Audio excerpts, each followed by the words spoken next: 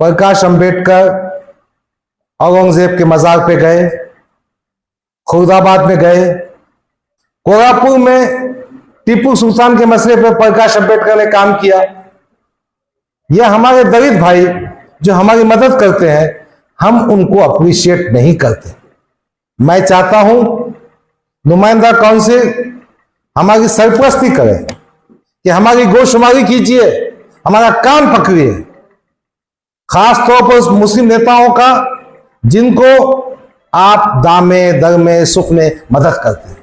जिया भाई, आपको आगे बढ़कर हमसे कान पकड़कर काम लेना चाहिए और समझ सिखा देना चाहिए कि जो सियासी शख्स, जो सियासी लीडर मिल्लत के साथ वफादार नहीं रहेगा, हम उसको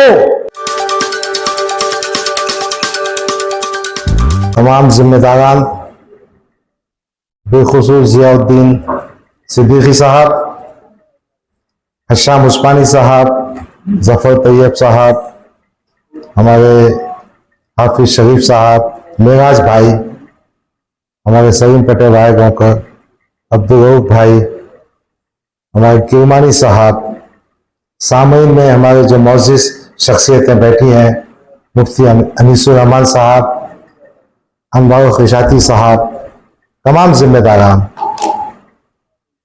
पहले मैं माजरत खा हूं कि मैं देर से पहुंचा।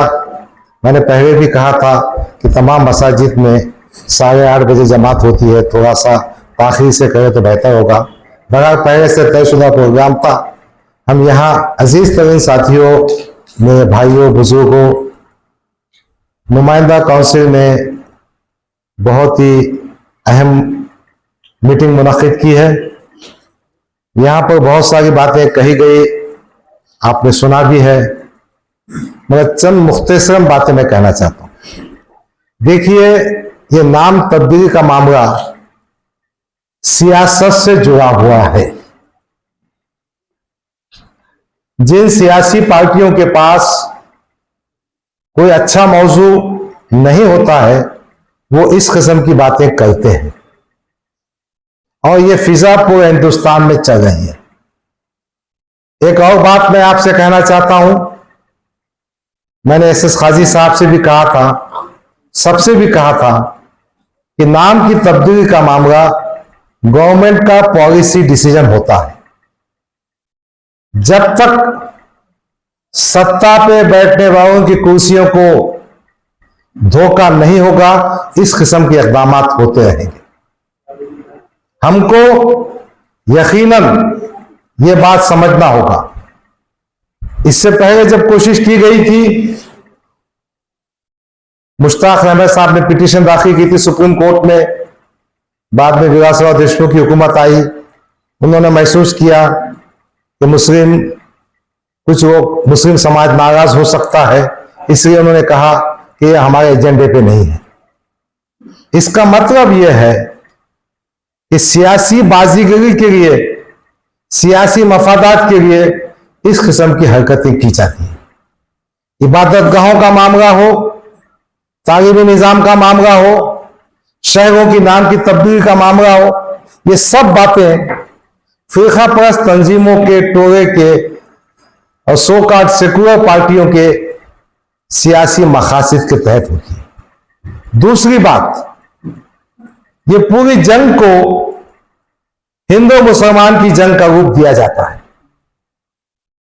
आपको हमको इस बात की कोशिश करना चाहिए कि इसको हम हमारे गैर मुस्लिम भाइयों के साथ मिलकर जंग कर सकें। मुझे अभी जब मैं बैठा था, हिशाम उस्मानी के ज़बानी मालूम हुआ, एक वाघमारे साहब भी है, वो भी पिटिशनर। क्या ही अच्छा होता कि बहुत सारे पिटिशनर्स इसमें गैर मुस्लिम होते। दूसरी बात, कहीं ना कहीं हम इन बातों में भी पीछे रहे हैं कि उन साथियों को तलाश कर सकें। वक्त बहुत मुख्तसर है, मगर हमको आखाए कायनात सैयदुल मुरसलीन हजरत मोहम्मद सल्लल्लाहु अलैहि वसल्लम की जो बसीरत थी, आपने देखा मीसाख मदीना का मामला हुआ, उसके पीछे जो बसीरत थी जो हिकमत थी, वो फिरासत थी, वही बात हमको समझना होगा। हमको उन शख्सियतों का भी एहतराम करना चाहिए। यहां अमित भोईकर है कि नहीं मुझे मालूम नहीं। देखिए, कुछ मामलात में कुछ लोगों ने आगे बढ़कर काम किया। जब पूरे माशरे में किस्म का खौफ का माहौल था, प्रकाश अंबेडकर औरंगजेब के मजार पे गए, खुर्दाबाद में गए। हम में से कितने भाइयों ने उनकी सताइश की। कोल्हापुर में टीपू सुल्तान के मसले पर प्रकाश अंबेडकर ने काम किया। तो कहीं ना कहीं वो गैर मुस्लिम हजरात जो हमारे साथ खड़े होते हैं, या हमारे दलित भाई जो हमारी मदद करते हैं, हम उनको अप्रिशिएट नहीं करते।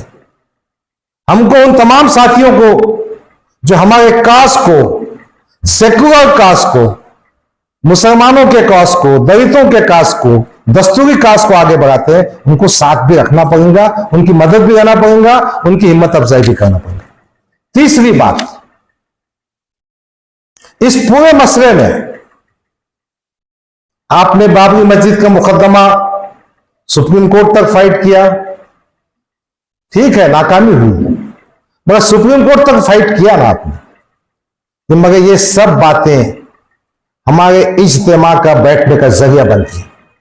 मैं चाहता हूं नुमाइंदा काउंसिल हमारी सरपरस्ती करे, और मैंने मेराज भाई से भी कहा था कि आपको इस बात का हक हासिल है कि हमारी गोशुमारी कीजिए, हमारा कान पकड़िए, खासतौर पर उस मुस्लिम नेताओं का जिनको आप दामे दरमे सुख में मदद करते हैं। यकीनन नुमाइंदा काउंसिल इस शहर में एक बड़ी सरपरस्ती का काम कर रही। देखिए, ईद उल फित्र हो, ईद उल अज़हा का मौका हो, वो जो खरारदादें हैं, वो इनकी खरारदादें महाराष्ट्र के अवाम की, हिंदुस्तान के अवाम की बैन-उल-अक़वामी सतह पर जो बातें हैं उसको हाईलाइट करती है। जिया भाई, आपको आगे बढ़कर हमसे कान पकड़कर काम लेना चाहिए और समझ सिखा देना चाहिए कि जो सियासी शख्स, जो सियासी लीडर मिल्लत के साथ वफादार नहीं रहेगा, हम उसको सबक भी सिखाएंगे। मैं बहुत जिम्मेदारी से बात करना चाहता हूं कि हमारी जो कोशिशें हैं वो प्रीमैच्योर है और हमको मुनज़्ज़म तरीके से काम करना होगा। बाज़ाब्ता एक कमेटी बनाई है जिया भाई, अल्लाह ने आपको बहुत सलाहियत दी है। अवेश भाई भी बैठे हैं पीछे, हमारे इशाती साहब बैठे हैं, दिमाग लगाइए इस मामले में और दूसरे भी मामलात में, चाहे हमारे नौजवान की बेगुनाह गिरफ्तारी का मामला हो, फसाद का मामला हो, या किसी और पर जुल्म होने का मामला हो, हम सब मिलजुल कर जंग करेंगे। और इस बात की भी आप कोशिश कीजिए कि समाज के जो दूसरे तबकात हैं, जब उन पर जुल्म होता है तो हम भी उनके साथ खड़े, ताकि वो हमारे साथ खड़े हो सके। देखिए, हाथरस के मसले पर यकीनन कुछ मुस्लिम तंजीमों ने साथ दिया, मगर मैं ये बात भी कहना चाहता हूं कि जब नामांकन का मामला आया डॉक्टर बाबा साहब अम्बेडकर यूनिवर्सिटी का, कितने मुसलमानों ने साथ दिया उनका? खैरान जी हुआ तो कितने मुसलमानों ने साथ दिया? रमा भाई अम्बेडकर नगर हुआ तो कितने ने साथ दिया? तो आपको ये गणित भी समझना होगा कि कहीं ना कहीं हमको तमाम दबे कुचले पसमानदा गैर मुस्लिम भाइयों के साथ चलना होगा, या ताकि वो हमारी जंग में, उनकी जंग में हम मिलजुल कर रख सकेंगे। सियासी ताकतें चाहती है फूट डालकर काम करें।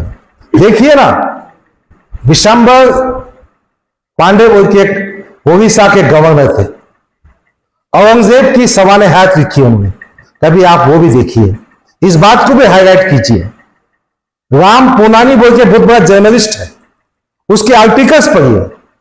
हमको ये बातें अपने गैर मुस्लिम भाइयों तक पहुंचाना होगा।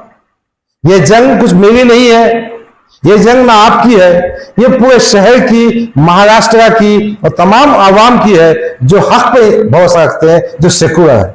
बहरहाल एक बार फिर मैं अपनी जानिब से, अपनी पार्टी की जानिब से आपको यकीन दहानी करना चाहता हूं, आप जो मदद मांगेंगे उसके हम तैयार हैं। आपने मुझे बुलाकर यहां कहने का मौका दिया, शुक्रिया। खुदा हाफिज साहब।